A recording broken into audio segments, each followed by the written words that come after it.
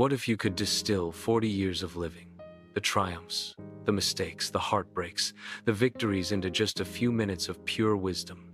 What truths would stand the test of time? This is the story of Michael, a teacher from a small coastal town who, at 65, looked back over 4 decades of choices and realized that the best lessons weren't written in books, they were carved by life itself. Like many of us, Michael wrestled with doubt, failed dreams, and the feeling that life was slipping through his fingers. At 25, he lost a job he thought would define him. At 40, he watched a friendship crumble.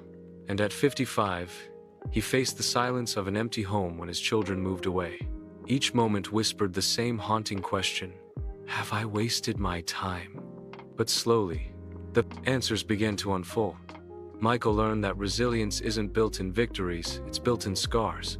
That relationships outlast achievements, and the smallest shared moments, a laugh, a hand held, a story told, outshine every promotion or title. And he discovered that passion isn't about chasing applause. It's about finding work that lights your spirit, even if no one else notices. The turning point came one autumn afternoon, when Michael stumbled upon an old journal he had written at 25. In its pages, a younger Michael had written, "By 65, I want to live without regret." He closed the book, smiled, and whispered to himself, "I may not have achieved everything, but I lived fully, and I loved deeply."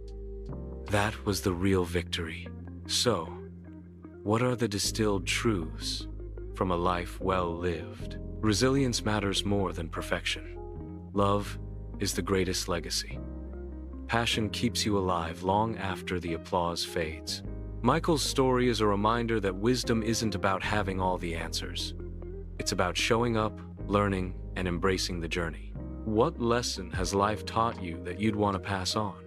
Share it in the comments, because here, in the Elder's Gambit, every voice carries the power of experience.